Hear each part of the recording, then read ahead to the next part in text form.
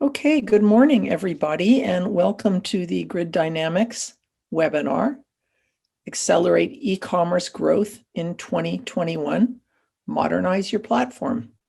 My name is June Bauer, and I am so happy that you've all taken the time to join us today. It's really great that you can be a part of our presentation, and we have some amazing speakers, but I think we also have an amazing audience, and I'd like to encourage you all to be a part of our conversation. So if you have questions or comments that you want to make, feel free to use our chat or our Q&A. You can get the Q&A on the far right of your bar at the bottom of your screen, or feel free to use chat and let us know your thoughts. We'll take the Q&A at the end of the session, but it's really helpful to get your feedback all along. So please feel free to pipe in on the webinar. So let's get started. If we can go to the next slide, please, Anna. We're going to have a fun agenda today, primarily with our panelists. And we've got a great group of panelists. I'm going to let them introduce themselves in just a minute. But I do want to say that I'll give a short introduction, and then we'll have our panelists with a rousing discussion. Of course, your questions welcome. And then we'll do the Q&A at the end. And let's get to our panelists. So I know that some of you may have noticed that we had another panelist from Lowe's who was going to join us. And sadly, he had an emergency and at the very last minute had to be called away. But we will do our very best to have him back for another webinar in the very near future. And we'll let you all know when that is. But hey, we've got some great people here today, and I'm really excited to let them introduce themselves. So I want to start with Nate Jarrah. Nate, can you introduce yourself?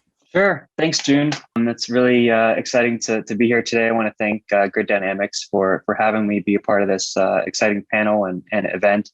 But yeah, so my name is Nate Jarrah. I'm the Senior Manager of UI Engineering here at American Eagle Outfitters. We're headquartered in Pittsburgh, Pennsylvania. And I've actually been with the company for over 12 years. I started working here right out of college, worked as a front-end web developer on our marketing and promotional updates on AE.com, and then moved into more leadership role, senior engineer working on core functionality. And then within the past 7 years or so, I moved into a management role where I've been since then managing our UI engineering team. And we work on iterative feature development for our American Eagle and Aerie brands on AE.com. Definitely excited to share some experience and outlook on e-commerce in general, getting into the new year today. So thank you. Fantastic. Well, thanks for taking the time to join us today, Nate. And Brad, I want to let you introduce yourself. Yeah, thank you, June. I'm Brad Buell. I'm the Chief Revenue Officer at Broadleaf Commerce. So I oversee sales, marketing, and legal, as well as partners, such as our partnership with Grid Dynamics across about 50 different medium to large enterprises that we provide digital e-commerce software and services to. That's great. Thanks so much, Brad. And finally, Max, you want to introduce yourself? Yes, my name is Max Martinov. I am a CTO at Grid Dynamics. And in Grid Dynamics, we help Fortune 1000 companies with digital transformation. And I can say that we have been working with large retailers in the US since probably 2008, very close to the inception of the company. And since then, we helped many of them achieve this omni-channel customer experience and unified commerce. Companies like Macy's, Kohl's, Home Depot, JCPenney, Neiman Marcus, and many other ones, big, medium, and small. So excited to be here today. Great. Thanks, Max. And myself, I'm June Bauer. I help Grid Dynamics, and I am a consultant. I work primarily in the area of marketing. I started at Apple Computer in 1981, if you can believe it. Those of you out there probably are not even, weren't even alive at that time. But I had the opportunity to work with Steve Jobs and then went on to hold many VP and CMO positions at companies like Adobe, Cisco, and WebEx. So I've done a lot of marketing, and I get great pleasure in getting to meet people like you in our audience today and our incredible panel. So I wanted to kick off today by sharing the next slide. And Anna, if you can just click. I probably a lot of you, and I know for myself, a lot of this pandemic has been kind of brutal. And for those of us today in this webinar, and I think many, many people, millions of people around the world, our only means of shopping has been online, and the world has really changed. And thank God we've got online shopping, because I think it really pulled us through. And it certainly makes me feel better when I get online with my credit card and buy a few things every once in a while. So a lot of us have probably looked like this guy making a purchase right here. So I want to, today we're going to talk a lot about this whole idea of e-commerce and where it's going. But to start, I want to involve all of you, and I'm going to ask you to participate in a poll. So let's go to the next slide. Hopefully everyone knows the polling way to work polling on Zoom. It's a polling button at the bottom of the page. It looks like a little bar chart. And I'm going to ask you to choose one question here. And as you can see on my slide, take a look at my slide pretty quickly here, because I want you to look at this chart. And the question is really around, what does this chart represent? What's your best guess at what it represents? Take a quick look, and then why don't you place your bets, take a guess. And I see nobody I can see is going for the connects the dot dog. I'm disappointed in you all, but you will probably be right if you don't choose that. Oh, there we go. Someone chose it. Thank you. I hate to tell you, you're probably wrong, but okay, we've got a good number of people voting. Can we bring up the results for that? All right. Well, we can see the results here. So the majority of you thought it was e-commerce growth in 2020, which would be a pretty good guess, and increased IT spending on e-commerce. But, well, I have some news for you. Let's go to the next slide. Here's the answer. It was Walmart, Walmart's numbers. So whoever guessed Walmart was right.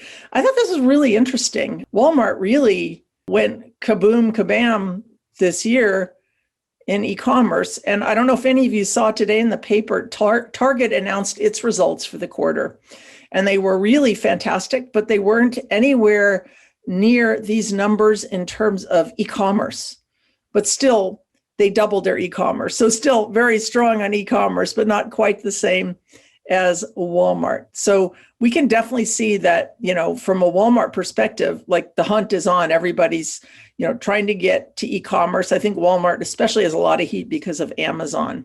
Let's go to the next slide. So I wanted to give you this chart just because I know some of you did choose the big the chart represented e-commerce, but you can see e-commerce is going up a lot, and it's every chart that I looked at when I was doing this research, the numbers just keep going up and up. So I think we can all agree it's something that even with the pandemic hopefully ending soon, people are going to continue to work remotely. People are going to continue to want the convenience of shopping online. But let's go to the next slide. But, I think we can also agree that people are going to continue to use multiple channels. They're going to continue to want to go to stores, to use their phones, and individuals, are going to be using multiple ways to shop, whether it's their phones, which I think we all know that people are doing a huge amount more shopping from their mobile devices or their computers, or many other ways. So these are all playing a part ultimately in when we think about what we have to build for the future in that platform that needs to support consumers in a completely different way with all the devices they have and all the places they're shopping. And then the real experience that they want to have, which is going to be more and more like an experience of going into a store, but online. In fact, I saw yesterday a really cool AI demo of being able to shop for shoes where you could see I think it was a Nike shoe, and you could see it in 3D. I don't know if anyone's seen that. It's a video out there. You could see the shoe just like it looked like you were actually in the store looking at it. So very cool things going on. It's a really fast-paced area. So let's get into our discussion. Let's talk about what we see happening, and let's maybe start with a question. And if we can go to our Q&A and slip in here. I want to start to ask our panelists questions. And based on that last slide that I just showed, I think as you build your foundation to your e-commerce platform, it's really important to think about what the future looks like. And I don't mean way out, I mean in a couple of years, because that future is going to dictate the platform you need to build, because that platform is going to need to be scalable. So the first question I have is, do you have a vision for what you want your e-commerce experience to look like 2 or 3 years from now? And, can you give us some examples of what consumers might be able to do that they can't do now? And I'm going to put this one out to Max to start. So Max, if you would share your thoughts, we'd love it. Of course. And I probably will not be speaking about Grid Dynamics e-commerce experience. I will be speaking about the industry, because we work with the industry and many of e-commerce and omni-channel commerce companies. And the interesting thing, one of the interesting things that I actually want to say is if 5 or 10 years ago, primarily traditional retailers were trying to implement omni-channel commerce and innovate, nowadays we see that companies in traditionally kind of B2B spaces, consumer packaged goods, and some of the brands are going D2C as well, and they want to connect with customers directly. So there is actually a lot of innovation coming there. So nowadays, this omni-channel customer experience is not only about traditional retail and department stores. It's about groceries, it's about CPG, it's about telecom, it's about even financial services to some extent. But from the perspective of what is going in the next several years, I would want to highlight 5 things. One is the customer experience will be more customer oriented, and there will be a lot of investment in personalization, customer 360, just better understanding of who is buying, who is shopping, and then facilitating the customer experience with AI, product recommendations, offers, promotions, and so on and so forth. The second big category that I think to some extent was boosted by Kovid is innovation in payments. And we all see now more demand in touchless payments in the stores and just support for more payments. Just take a look at how Bitcoin is growing recently, and you probably will not wonder that we will likely see some of the Bitcoin-related payments in more retailers as more payment options. Third thing that I wanted to say is there is a lot of innovation just from the technology perspective that is happening in the product discovery space. When it comes to search, when it comes to product recommendations, when it comes to how customers are finding products.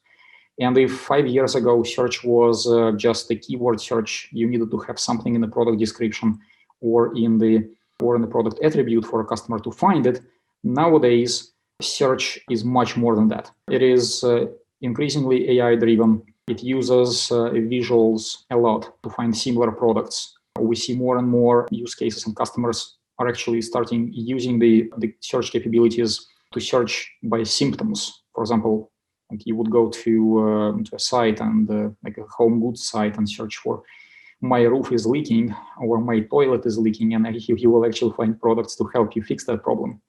The fourth thing that I want to say is of course channels. And what June was showing on one of the previous slides is that omni-channel already covers a lot of channels. But now we see that innovation is returning to the stores. Stores were kind of forgotten for a while over the years. But now we see that innovation in the point of sale systems, innovation in AI in the stores. Just imagine that you can have analytics and the funnel view of your customers in the stores, like you can have it for the website. Like this many people came to your store, this many people browsed through certain product categories, this many people actually stopped like in certain aisles to look for some products, and this many people actually bought something. So all this is becoming possible with better edge computing technologies and with better technology in the stores. But also channels are expanding to just new ways to engage with customer, like voice, conversational commerce is becoming a thing more and more. Finally, the fifth thing is not even related to customer experience, it is related to back office. And there is a lot of innovation going on there because customers not only just need to find the products and buy them, but they expect very fast delivery times.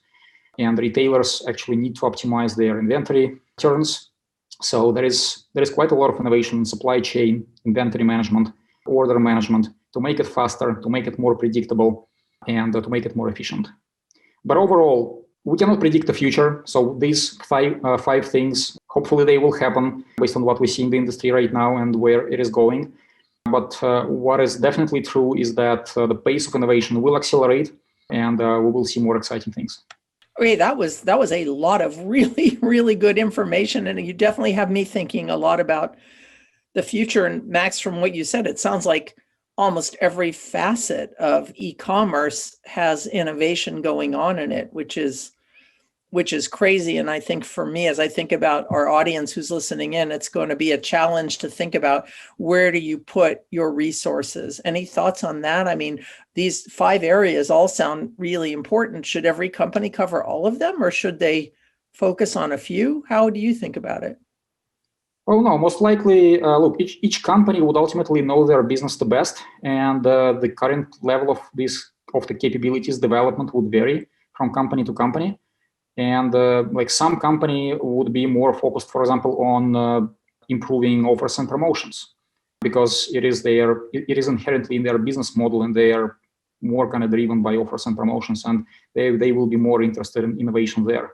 Some companies who would have a very outdated like in-store experience would likely like to do some innovation there. So it really depends on the current state of the company and where is their preference from the perspective of the current business development. Yeah, that makes sense. That makes a lot of sense. Well, I just want to turn to Brad for a minute. I know Max covered a lot of what the future looks like, but do you have any specific examples that you might be able to share about your customers and how they're thinking about the future? Absolutely, June. Yeah. In addition to what Max said, I think, you mentioned kind of the augmented reality, which I think is going to continue to grow as that technology becomes, easier to consume.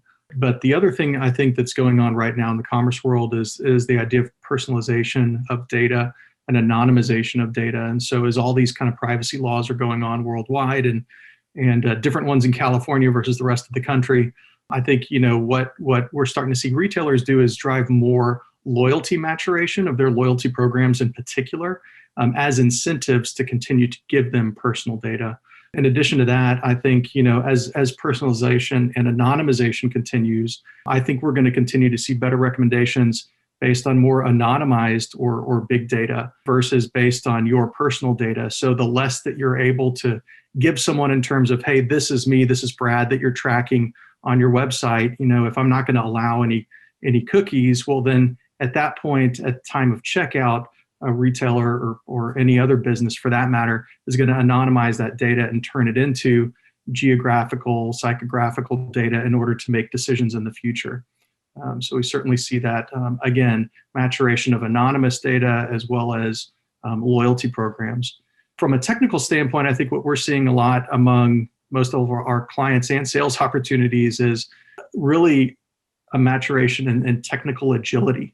And so what I mean by that is that you can more quickly take a best of breed approach with your e-commerce platform. And what we see that is translating to a lot of kind of microservice deployments today is the thing that's giving, people that technical agility. But we do see a lot of that. And then we also see a lot more custom, or as our friends across the pond say, bespoke solutions for their commerce platforms as well. Because again, they're trying to take more of a brand-centric approach rather than kind of a Me Too view of, maybe instead of having the homepage look the same and product detail page as other retailers or B2B, across industries. A lot more people are focusing now on brand, on user experience, and then as Max said, even back office experience. So making, back office service much more efficient and effective. That's actually really interesting. I love your comments, and I think, brand is so important, especially in retail, and creating that special experience that may not be just e-commerce, and maybe the whole experience across all of your channels can be a competitive advantage and maybe one of your most important competitive advantages. So I think it's important to think about with your platform, and do you want something everybody gets, or do you want something that really sets you apart? Great points. Well, let me move on here to my next question, which is, Nate, going to be for you. And that is, how has the shopping experience changed since COVID? And what have you found most challenging from a technology perspective?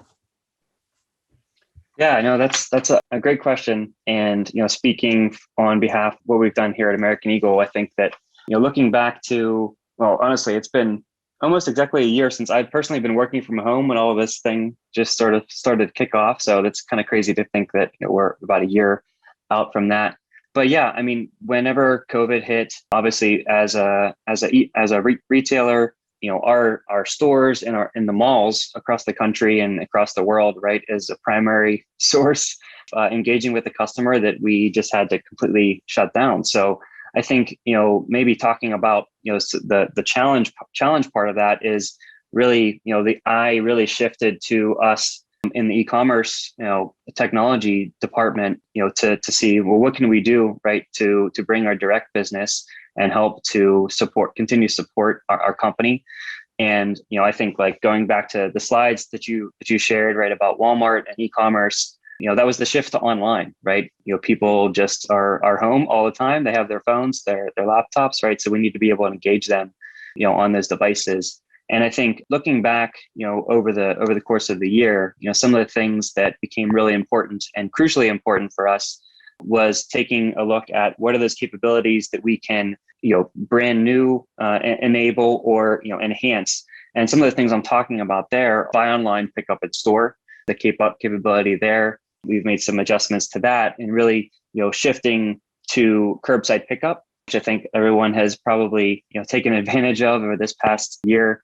And, not just, for shopping for clothes, but groceries and things like that, and enabling those type of capabilities, from start to finish so that we can, engage with a customer. And what that also, entailed as well is, we also had challenges with distribution centers because of the pandemic, right? So we had to establish new partners, to establish new distribution centers to be able to get our product to our customer. But then going back to buy online, pick up in store, that's where we were able to enhance that capability. And actually we're able to use our stores as distribution centers, right? We have inventory there that we can get to our customer. So actually be able to, connect the dots behind the scenes to be able to, manage those logistics, present those products to the customers through the online experience so that they can continue to, get our great products. So that was probably, some of the key changes that I think we saw that we were able to shift, capability that we already had, and then enhancing that for, buy online, pick up in store, while buy online, curbside pickup to your local American Eagle store or Aerie store to really be able to continue to engage with a customer and get them the product that they wanted. Nate, what were the actual technical challenges in doing that? I mean, it sounds like really easy and it just happened, but I'm sure there were some things along the way that made it challenging. Can you speak to any of those? Yeah, I mean, I think a lot of the challenges there, I think the technology that we had, what was capable of doing it, but it was really kind of looking that in a different way, right? And being able to honestly create new processes to, connect and communicate with our different business functions to be able to, have that inventory information available so that we can present that to the customer, communicate with our store fleet and the managers in our store, and organizing, the coordination and logistics that would need to happen in order to make a service like that come together. So, I mean, there were definitely, some technical challenges that we had to meet there, but I think that one honestly was a lot of communication, right, internally to connect the dots and make features like that work well for us.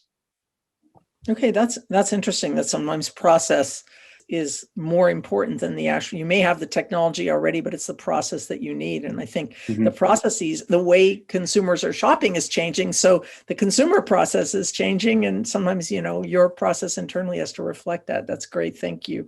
Brad, let me ask you, if you don't mind, the next question, which is the same one that Nate just covered, but I think from your experience of working with many customers, you might have some good perspective. So how has the shopping experience changed since COVID?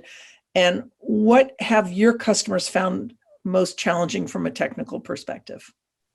Sure. I think Nate put it well in terms of, I think before COVID, there was a lot more, people who would adapt their business process to meet their technology. And post-COVID, it's the process is what it is, right? You have to do curbside pickup. And so there was a lot more of having to adapt your technology to meet your business process versus vice versa. We did a research report recently across over 40 different e-commerce practitioners, and 67% of them said that COVID fast forwarded their digital commerce investments.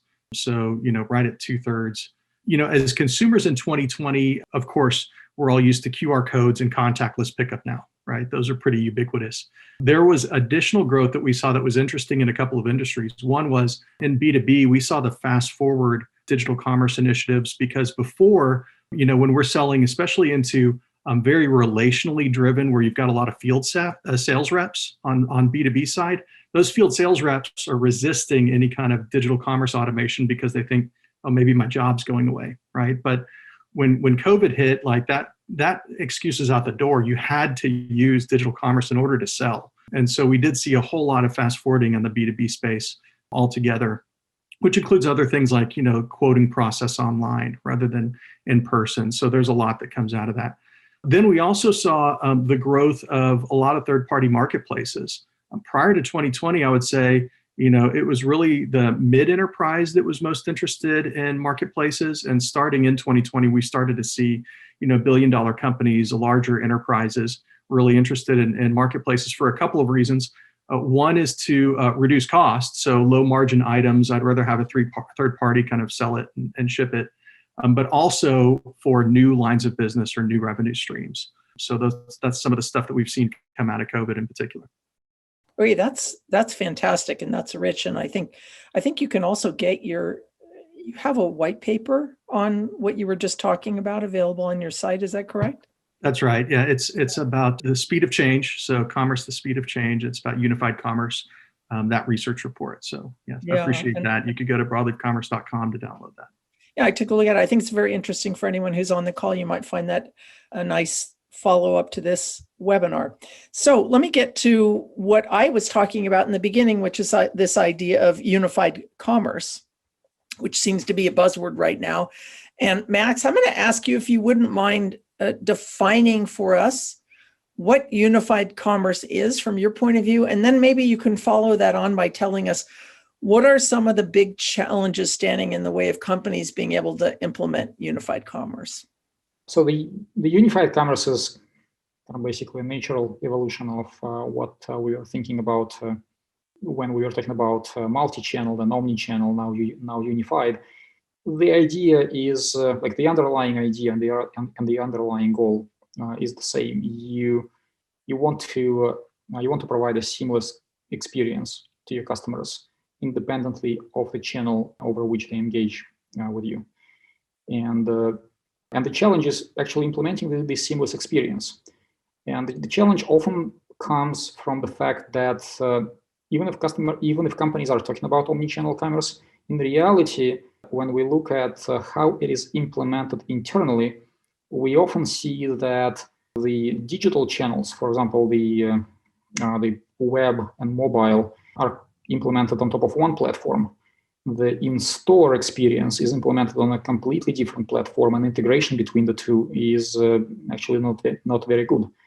Oftentimes, the companies will just kind of have, they would buy digital platform from one vendor, they would buy the point of sale platform from another vendor, and there will be just a duplicate functionality. So the idea, one of the ideas behind unified commerce is that companies should not do that anymore. First of all, why pay twice for the same functionality? Second is when you pay twice for it and you deploy all these platforms, you will need to invest. You will need to continue investing in evolving this functionality in two different places, which means that like you want to make a change in pricing and promotions, you will need to do it in the digital platform. You will need to do it in the point of sale platform. So the idea behind unified commerce is that you really need only one platform from the like underlying kind of business domains perspective. And then the point of sale is just a UI. It's like you have a web UI or like you have a mobile app that communicates over APIs with the underlying backend services. The same thing, the in-store UI the point of sale UI would communicate with the same services. For some companies, it is reasonable to just implement this one platform in the cloud, and the stores would be communicating to the cloud. Obviously, some companies would say that it is not feasible because of high latencies of communication between the stores and the cloud, or sometimes some of the stores just go offline for a day. But that problem also has a solution. You can deploy the same services in the cloud and in store from the same code base that will be kind of sharing the same data and synchronizing the data between each other. And there are technologies to implement that. So the idea is that you build one platform. This platform is microservices based, not only headless, but also microservices. and then you use this platform to provide a customer functionality across all the channels. And then the channels are just UIs on top of that. Wait, that was, I thought that was fascinating. I hope the audience did too. I was very interested in that. It is a big challenge. And the idea of one platform is really smart, especially because you have one user experience, regardless if they're shopping in different places. So even from a data perspective, it seems to make sense. We just had a question come up that I want to just ask you now. Normally I save them for the end, and I said I was going to do that, but it's so relevant to what you just said. It's actually a two-part question. I'm going to save a second half of it for the end. But right now, the first half that I want to ask you is, somebody is asking, I'd like to know about headless commerce versus unified commerce. So are those the same thing? Are those two different things? Max, can you share your thoughts on that? I would say headless commerce is just the tip of the iceberg. Because look, if we look at very old, very legacy platforms, then they would be so monolithic that the UI would actually be embedded in the kind of business functionality itself.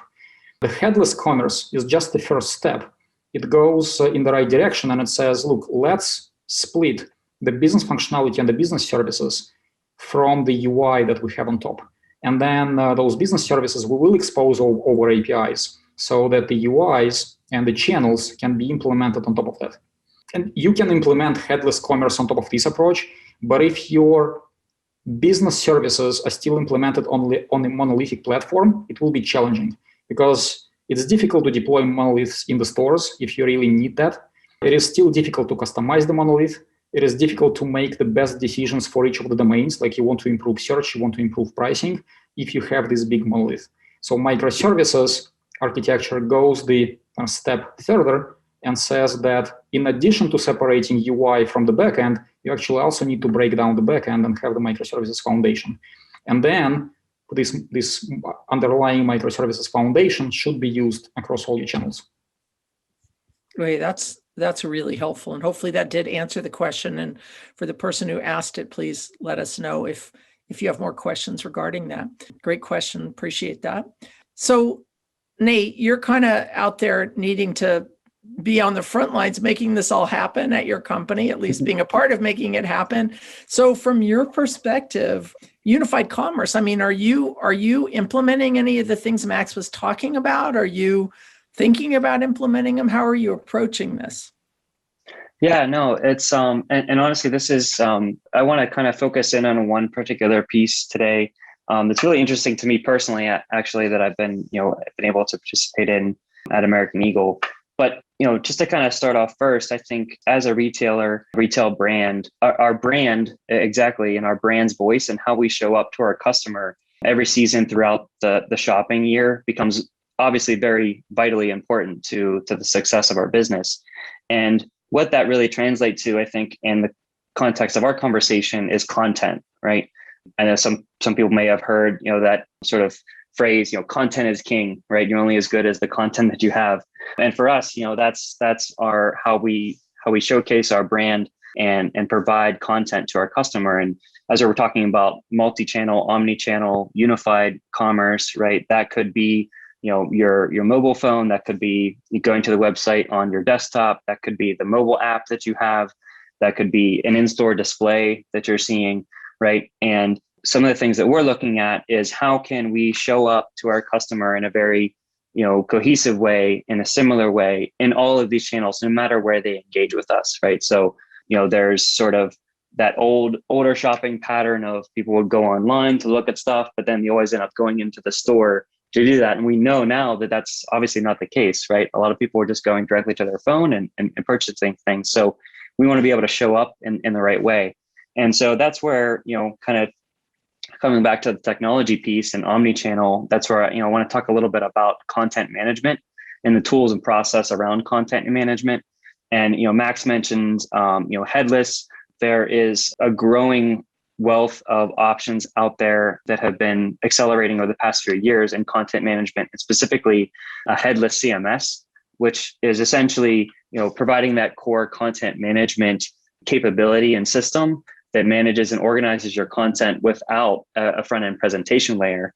And these headless CMS systems and capabilities are great out of the box, you can say, right, in this new e-commerce world that we're living in, because they are client and device agnostic. They're multi-site ready, have analytics capabilities. We've maybe touched a little bit on, I think Brad touched on segmentation and personalization, those type of integrations that you can go with AI and testing and having those sort of things, built in. And then what that allows you to do is the system really provides the content that you create as a service. So it's API first, provide content as a service.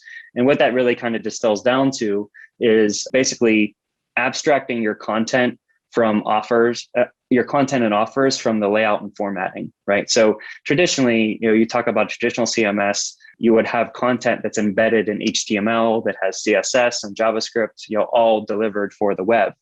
Well, whenever you want to be able to make efficiencies in how you're providing that content for all of your channels, right? The app can't consume that, and your store display may not be able to consume that. And even taking a look at other devices and channels like personal digital devices like Google Home or those type of things, right? And that conversational commerce, right?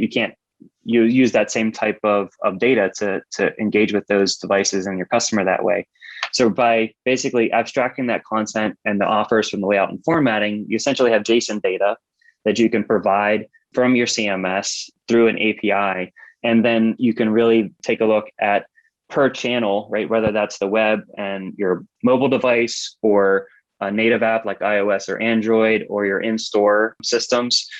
All of those systems you can curate templates that can accept that content and be able to display it in the best way that you can for that particular channel, right? So it really allows you to make efficiencies from an operational standpoint and how you're creating the content and curating that content, but then also provide even better experiences per channel, because you can really, not have to deal with the complexities of, something coming in more of a web format and, really use native capability, for example, on iOS to showcase and create really engaging experiences there that you may not be able to create on the web, but you're still able to potentially reuse copy or reuse images that you've spent a lot of time and money to create for that brand experience. So I think, in this way, content management and managing that in a more modern way is one of the really exciting ways that we're looking at from an omnichannel perspective. That's super interesting and really helpful, because we haven't talked at all about content yet, and yet content is essentially what you're selling, right? And so Yeah. I think it's a really important part of the equation and for people to think about. And it's interesting, the tremendous changes and innovations in content management, which will be essential. Clearly, that was great. Thanks for that. Really helpful. Brad, let me turn to you on the same question of omnichannel. And you see a lot of customers out there, trying to figure out how they build a scalable platform.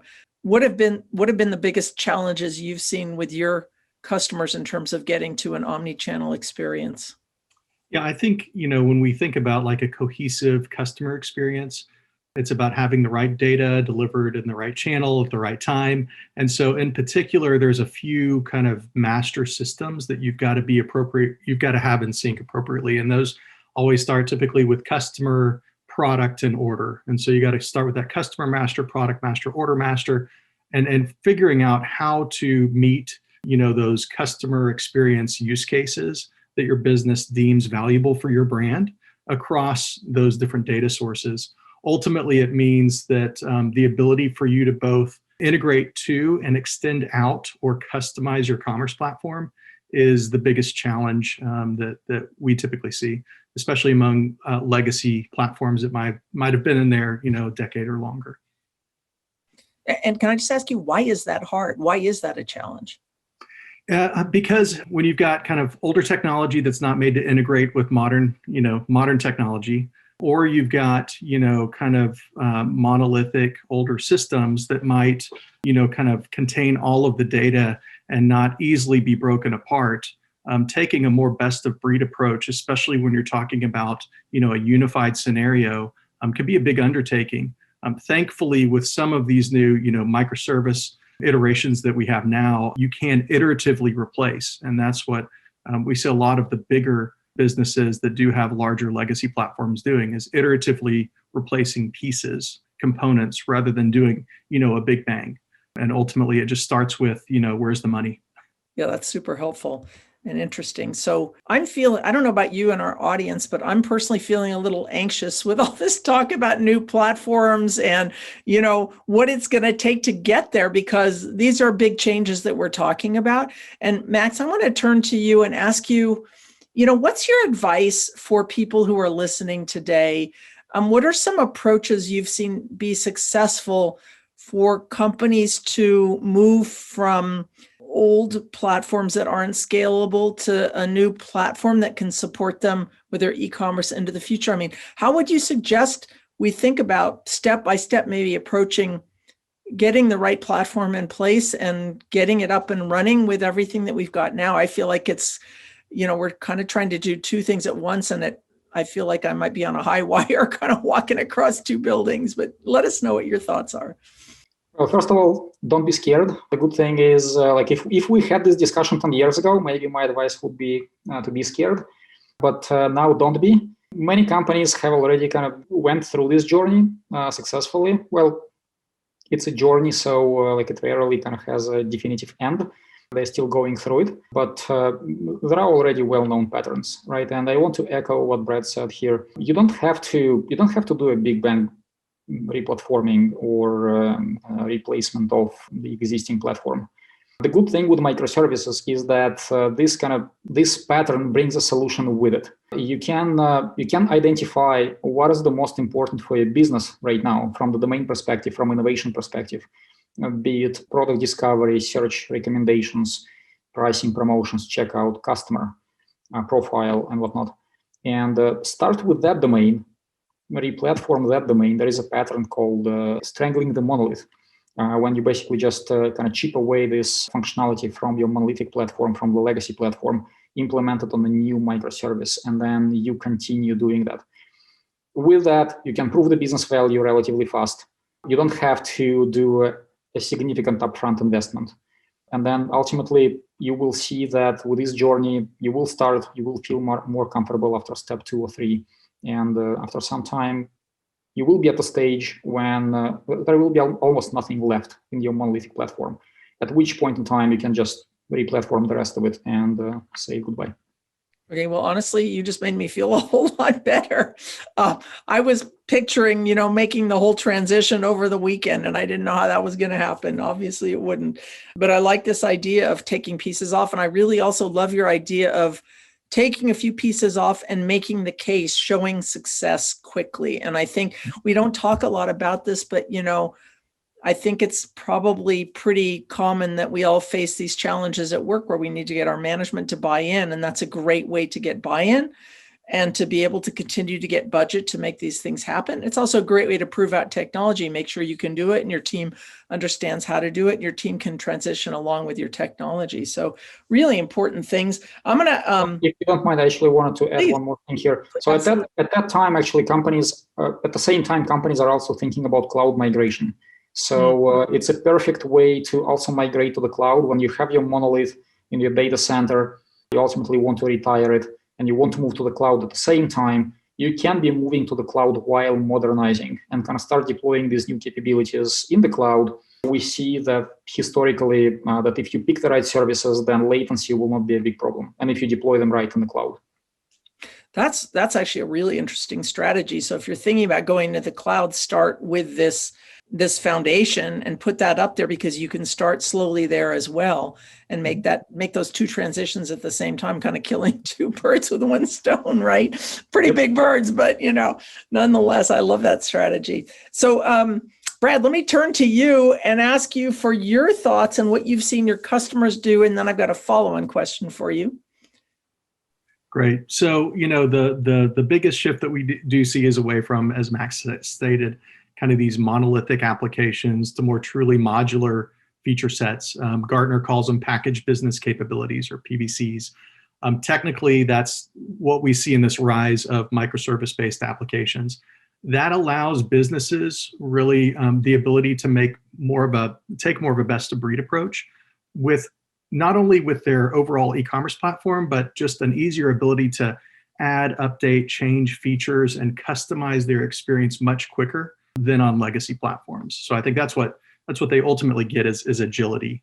It's that what we're hearing is, time to value at the end of the day, not just for an initial implementation, but for ongoing innovation, right? So it's that idea that that it's a process, not a product, right? You're always going to change because you never know when you're going to sell on TikTok if you need to, or whatever comes next, and you don't want to wait on a vendor in order to give you an integration, in order to go to market. You want to be able to quickly make that change with your platform. That's great. Thank you so much for that. That's helpful.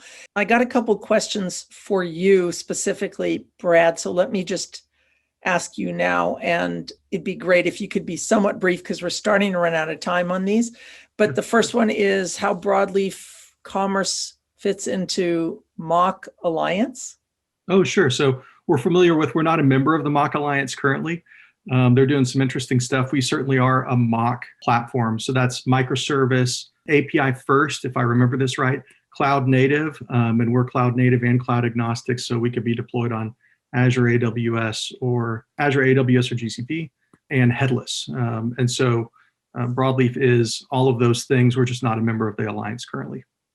Great. Okay, perfect. And then the other question for you, Brad, briefly, because someone's asking for a bit of a sales pitch here, but that's okay, because this is a question that I've wondered about too, which is what makes Broadleaf Commerce stand out? Because you've got a lot of, big competitors, that a lot of names people know. So what is it about you that's different? Sure. Yeah, I appreciate it. So one is platform ownership. So we give access to source. That's always been a big deal for us. Everybody on the leadership team at Broadleaf is ex-consultants. We've implemented our competitors' solutions. And so we always were frustrated by not having access to source, not so that you can monkey with the source, but so that you could customize the platform from an app dev perspective and make it yours. Another one certainly is, kind of that overall control that comes with that time to value. So again, not only are we cloud native, but again, we're cloud agnostic. So if you decide that you're moving to Azure, then you can move Broadleaf to Azure with the rest of your business. If you decide that you're moving to GCP, you can move us to GCP. You're not locked into a certain cloud provider where we're just giving you kind of, hey, we've selected this one and that's the only one that you're on. And then finally, kind of total cost of ownership, really beyond the license, beyond the cloud costs, the top cost that we typically see, especially among larger enterprises in a commerce solution, is the resources. And so by staying on a modern technical stack, which we're on Java and Spring for those that are interested, we really do find that by having access to source on a modern technical stack, there's a much lower total cost of ownership overall because of resource availability and the ability to do that application development over time, versus having a proprietary code base where you're having all of your engineers kind of learn something new. And not only that, but it's a black box. And so they can't, easily extend or customize as they can with our platform. So those are the main reasons why we see people buy. Great. Thank you very much for that answer. All right, Anna, I'm going to ask you to bring up the last slide. And while you're doing that, I want to thank our panelists. This time has flown by. Personally, I found this an incredibly thought-provoking and interesting conversation. Our audience, I hope you did too. I learned so much. We will be sending you a recording of this. If you want to share it with any of your colleagues, please feel free. I also want to let you know about something really cool that's coming up on March 25th, which is a media, entertainment, and technology summit. So this is a kind of a morning of your time, or it could be an afternoon, depending on where you are, or even evening of your time. But I think it's going to be well worth it. You can see the brands that are going to be participating in this, some amazing brands talking about some amazing innovations and technologies. It's free. I want everyone to know. And so we will give you a link when we send you a follow-up with the recording. We'll give you a link to this so you can learn more about it. But Grid Dynamics, again, is hosting. We'd love to have you as our guests. I think you'll meet some amazing people in many fields. So please join us then. I want to close by thanking you again, our wonderful audience, for being here, for listening, for being a part of this, for asking your questions. We thank you so much for attending, and we really hope to see you again soon in the future. And panelists, thanks to you as well. Hope to see you again in the future. Really appreciate your wonderful thoughts and helping us understand this space more. Have a great day, everyone, and we'll see you soon. Bye.